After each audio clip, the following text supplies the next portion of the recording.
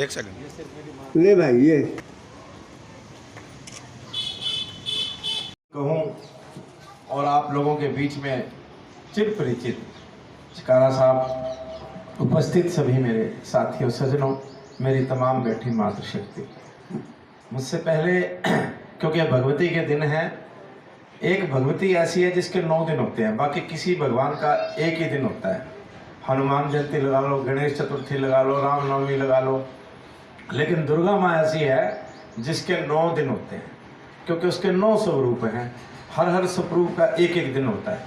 वो अपने उस रूप के अंदर आके अपने भक्तों का कल्याण करती है। इसलिए नवरात्रि कहा जाता है कि जिसकी 9 रातें हों उसे नवरात्रि कहा जाता है। मैं धार्मिक व्यक्ति पहले हूँ, राजनीतिक व्यक्ति बाद में। मेरी बहुत बड़ी गुरु गद्दी है जो लाखों अनुयायी मेरे देश और विदेश में हैं। झूलेलाल जी की गद्दी का मैं 17वीं पीढ़ी का व्यक्ति हूँ और उसकी कृपा से भगवान ने मेरे को सब कुछ दिया। मैं उसका बहुत शुक्रगुजार हूँ। और मैं तो ये कहता हूँ जिसको कुछ भी ना दे रखा ना, जीवन तो दिया तब भी शुक्रगुजार होना चाहिए। जरूरी नहीं कि हमें सब कुछ दे तो तब शुक्र करें, हमें तो उसका हर हाल में शुक्र करना चाहिए। हम जिंदा हैं, बैठे हैं, बोल रहे हैं, ये भी तो उसका शुक्र है ना। तो ऊपर चले जाते 2 मिनट में, ऐसी बीमारी होती है।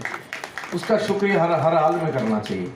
मेरे इनसे बहुत पुराने और बहुत घनिष्ठ संबंध रहे हैं मेरे पिताजी के टाइम। मेरे पिताजी सोनीपत के सबसे प्रथम विधायक 1967 में, और फिर वो मंत्री बने सरकार में। और मुझे आपका आशीर्वाद 2005 में मिला।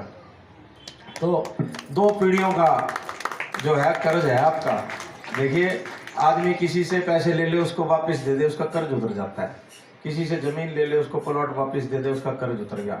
लेकिन जो किसी पे एहसान करता है उसका कर्ज आजीवन नहीं उतरा करता आदमी का, क्योंकि इसकी कोई कीमत नहीं हुआ करती जो किसी पे एहसान किया। आपका एहसान है, आपने हमें इस लायक बनाया, विधायक लिखने के लायक बनाया, विधानसभा पहुंचाया, मंत्री बनाया। तो मैं तो भाई इस कर्ज को जीवन में कभी उतार नहीं सकता। एक परमार्थ और एक सेवा एक ऐसी चीज है जो व्यक्ति को बहुत ऊंचाई तक ले जाती है। देखिए, मैं इस मामले में सिख कौम का बड़ा आभार व्यक्त करता हूँ, या उनके अंदर सोनीपत से राजेश हसीजा की रिपोर्ट। वो केवल 2 ही चीजों पे ध्यान देते हैं, एक सेवा पे, एक सिमरन पे।